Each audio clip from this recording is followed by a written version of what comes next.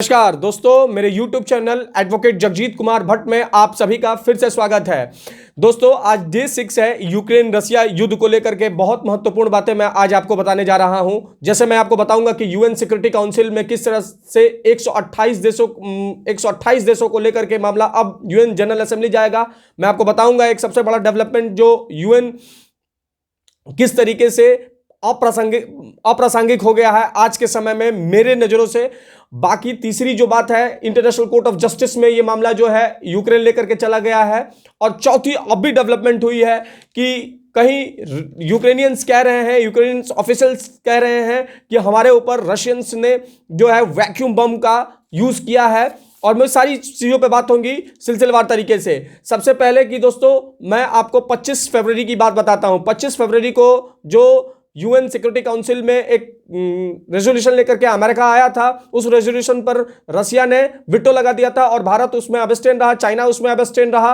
And लगभग जो है 11 कंट्रीज जो है वो रशिया के अगेंस्ट रही। उसी को लेकर के चूंकि विटो यूज कर दिया तो वो इनफ्रक्टुअस हो गया। उस रेजोल्यूशन को लेकर के अमेरिका जो है अब यूनाइटिंग ऑफ पीस रेजोल्यूशन लाने जा रहा है। दोस्तों, यूनाइटिंग पीस ऑफ रेजोल्यूशन क्या होता है? यूनाइटिंग पीस ऑफ रेजोल्यूशन तब लाया जाता है जब आपस में जो 5 परमानेंट मेंबर्स हैं यूएनएससी के, अगर विटो ला दें किसी मामले को लेकर के जो कंसर्न हो इंटरनेशनल पीस एंड सिक्योरिटी को लेकर के, तब लाया जाता है। मैं दोस्तों आप सभी को यह बताना चाहता हूं कि क्यों यूएस जो है यूनाइटिंग पीस ऑफ रेजोल्यूशन लाना चाहता है और किस तरह से अगर uniting peace of resolution UN general assembly गया और 128 देशों ने इस पर अपना पक्ष में कर दिया यूनाइटिंग पीस ऑफ रेजोल्यूशन के, तो रशिया पे बहुत बड़ी आफत आ जाएगी। और इस आफत को लाने के लिए अमेरिका बहुत उत्सुक है। मैं दोस्तों वो डे 1 से कह रहा हूं कि इन सारे लड़ाई का सूत्रधार जो है वो अमेरिका है। और वो अब आपको दिख भी रहा होगा कि किस तरीके से अमेरिका है।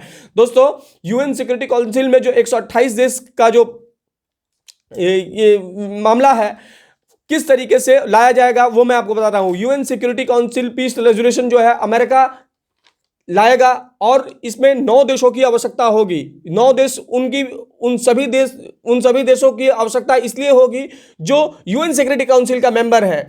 उसमें ये नहीं मतलब है कि वो विटो यूज करता है कि नहीं। अगर इसमें ये बात जो है यूएन सिक्योरिटी काउंसिल से पास होकर के यूएन जनरल असेंबली भी आ जाएगा। कैसे आएगा वो मैं आपको बता रहा हूं, क्योंकि वहां पे 9 देशों की आवश्यकता है। अगर 9 देश वहां पे वोटिंग कर देते हैं पक्ष में यूनाइटिंग पीस ऑफ रेजोल्यूशन के, तो फिर ये मामला जो है आ जाएगा यूनाइटेड नेशन जनरल असेंबली के पास। आप जानते होंगे यूनाइटेड नेशन जनरल असेंबली में 193 देशों का मेंबर है।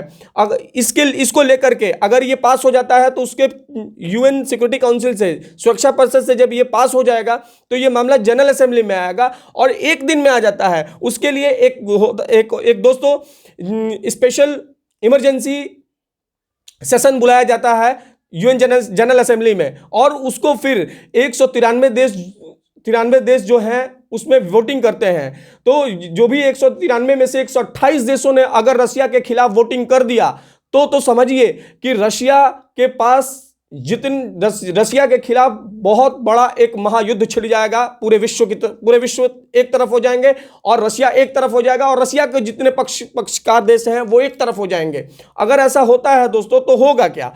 होगा ये कि जो 128 देशों में अगर ऐसा रेजोल्यूशन पास हो जाता है तो सभी अभी जैसा आप सुन रहे होंगे यूक्रेन की मदद नाटो कर रहा है, उसके बाद सारे देश जो मिलकर के रशिया का मदद ना करके जो यूक्रेनियंस का मदद करेंगे और यूक्रेन जो है फिर उसको इक्विपमेंट्स देंगे, पैसे देंगे, हथियार देंगे, इवन कि लड़ने के लिए भी यूक्रेन की तरफ से वो लोग आ जाएंगे। मैं दोस्तों क्यों बता रहा हूं ये बात? और उसके बाद 128 देश जब इस तरह का काम करेंगे तो विश्व 2 गुटों में बढ़ जाएगा। मैंने कहा था कि मैं यूएन की प्रासंगिकता पर सवाल खड़ा करता हूं, इसीलिए कर रहा हूं कि अगर ऐसा होता है तो आप समझिए कि UN international peace and security को मेंटेन करने में विफल हो जाएगा। क्योंकि फिर उसके बाद अगर ये यूनाइटिंग पीस ऑफ रेजोल्यूशन अगर जनरल असेंबली से पास हो जाएगा तो विश्व दो खेमे में बढ़ जाएगा और उन देशों पर भी सैंक्शन लगाया जाएगा यूएन की तरफ से जो देश रशिया का पक्ष दे रहे हैं। जैसे मान लीजिए कि भारत अगर यूएन सिक्योरिटी अगर रशिया का साथ देता है वहां पे, तो कहीं ना कहीं भारत पे भी कार्रवाई होगी, चाइना पे भी कार्रवाई होगी और इस तरह से दो भागों में पूरा विश्व बढ़ जाएगा। और कहीं ना कहीं अमेरिका यही चाहता है कि पूरे विश्व में उसका राज चले और अमेरिका का ये सब कुछ अमेरिका का देन है कि इस तरह का बातें जो है अब 128 देशों का रेजोल्यूशन लाने जा रहा है। मैं दूसरे पॉइंट पे आऊंगा दोस्तों कि इंटरनेशनल कोर्ट ऑफ जस्टिस जो है मामला यूक्रेन लेकर के चला गया है, उसकी भी सुनवाई होगी तो मैं उस पर भी अपडेट आप सभी को देते रहूंगा। तीसरी एक सबसे बड़ी बात आ रही है दोस्तों कि रशिया पे सबसे बड़ा आरोप अभी यूक्रेन ने लगाया है और कहा है कि रशिया ने वॉर क्राइम किया है और हम लोगों के देश में जो वैक्यूम बम का उपयोग उसने किया है। वैक्यूम बम क्या होता है दोस्तों, जैसे कि 100 मीटर या 200 मीटर के रेंज में अगर जहां वो गिरता है तो लोग को अंदर अंदर जल के लोग मर जाते हैं, ऐसा आरोप है और ऐसा यूक्रेन की ऑफिशियल साइट्स कह रही हैं और मीडिया प्लेटफॉर्म्स कह रहे हैं। बाकी जो सत्यता होगी जो भी वो होगी मैं आप सभी लोगों को अवेयर कराते रहूंगा। धन्यवाद दोस्तों। जो भी इस पे वीडियो में आपको चाहिए यूक्रेन रशिया के, जो भी अगर आपको इसमें कुछ नहीं समझ में आ रहा तो आप कमेंट बॉक्स में जरूर लिखें। धन्यवाद दोस्तों, धन्यवाद।